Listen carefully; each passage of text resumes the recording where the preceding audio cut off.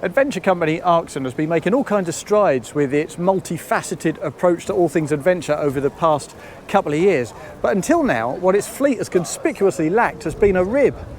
Well, here at the Southampton Boat Show, they fixed that with this.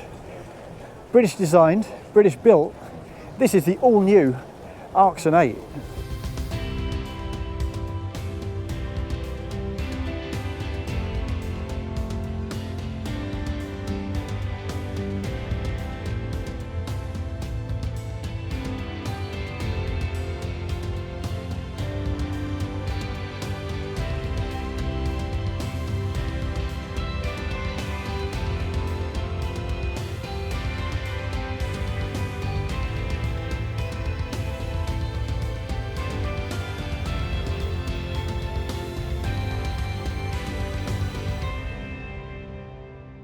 Now, given the kinds of application to which this boat is likely to be put, you'd expect it to be a pretty decent sea boat, and the early indications suggest that that's exactly what it's going to be.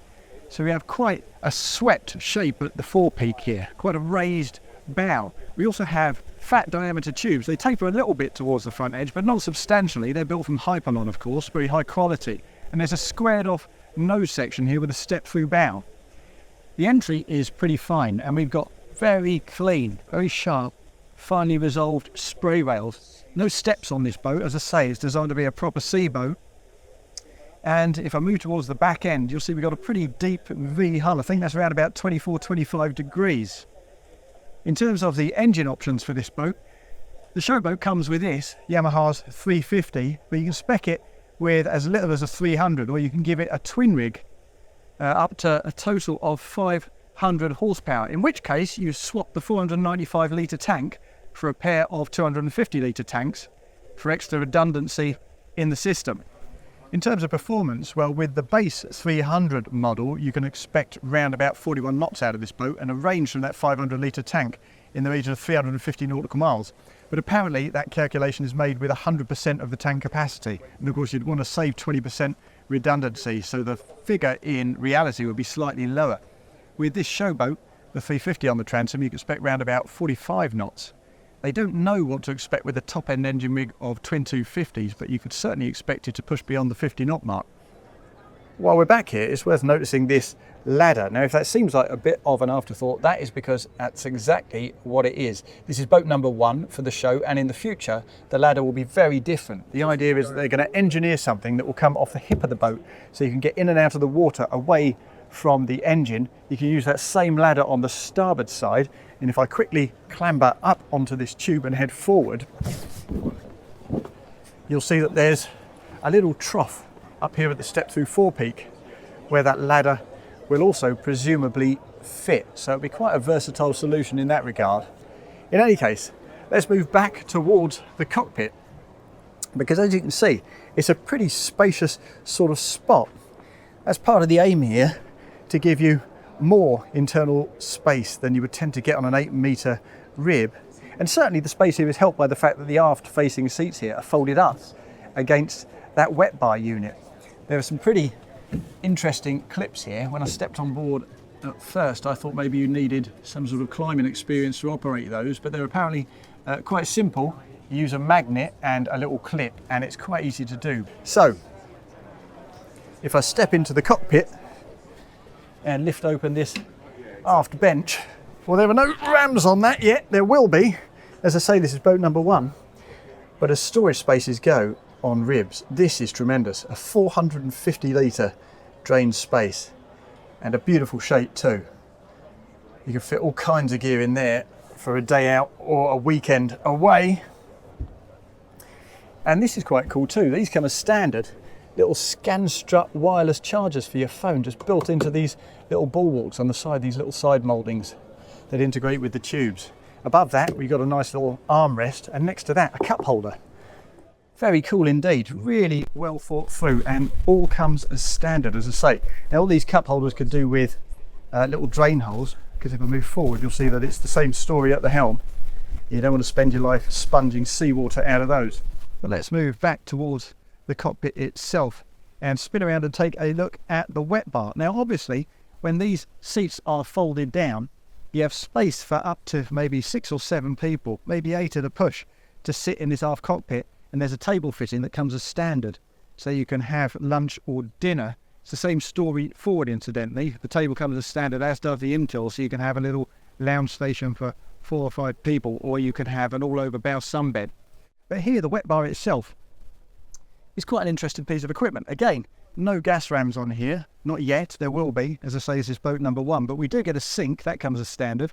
And there's good space here for an electric barbecue on the starboard side.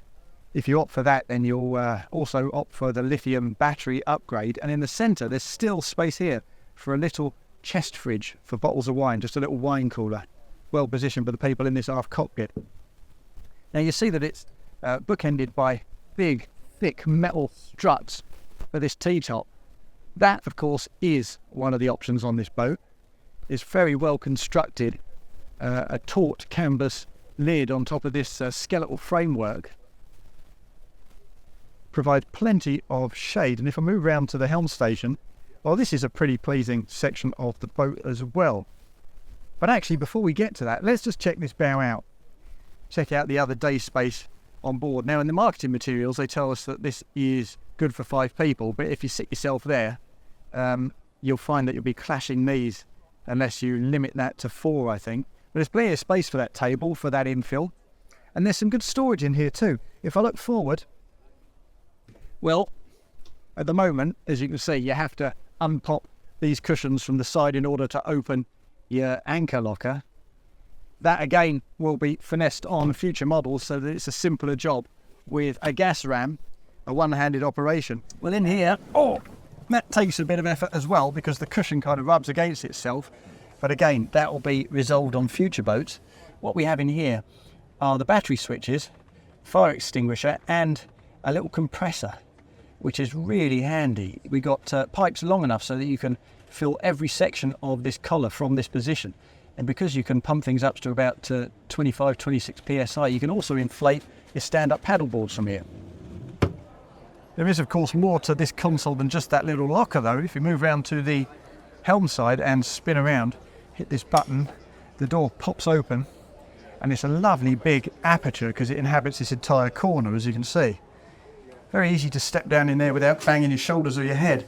And when you get down in here, if I perch myself on the loo, which again comes as standard, we've got lots of headroom. We've also got some good natural light from these frosted panels on each side.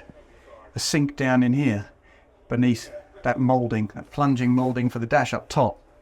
And another button just to release the door once you've pulled it over. And while we're in here, it's also worth noticing the quality of the finish on the back of the fiberglass mouldings. There's not a sharp edge anywhere. It's really quite nicely built. Well, let's pop that back open, because while I'm saying that everything you see in here is standard, and it is, it's a very high-spec standard package, actually, there are 5 options on this boat.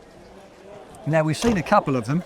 Firstly, that 350 horsepower outboard on the transom, also the hardtop that we've just looked at, the compressor in the forward space.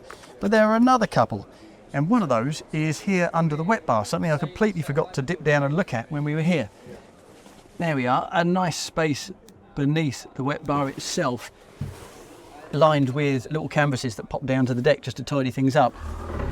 A pair of Yeti coolers, which makes loads of sense. But if you prefer a different brand, perhaps one that you can plug into power, then that can be arranged too. And they do need to finesse this part of the boat as well. We need straps and little stoppers just to hold them in position underway. But for a bit of day boating or a long weekend, that is a perfectly effective solution. Now, the 5th and final option we see on this boat is this, Helm Master. Now, you might well ask, well, how effective is that going to be on a boat with a single engine and no bow thruster?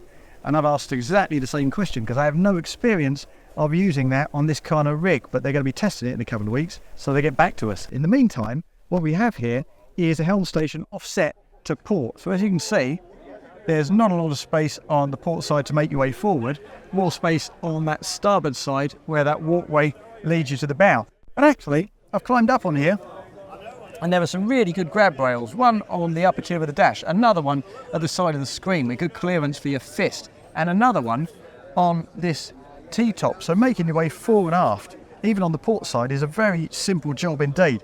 Also got the fuel filler here. There's that window for extra light down in the heads compartment.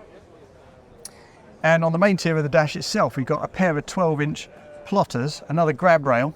Here's our throttle, a little bit of switchgear here, and the VHF down below the wheel. The wheel itself is adjustable, as you can see. And the seats, well, they're pretty high spec too. Come with impact mitigation as standard, but as things stand, they are a little low set. So in the future, they're looking to raise these by 4 or 5 inches with a different impact mitigation solution. Because as things stand, this is my eye line, and as you can see, you're sitting relatively low.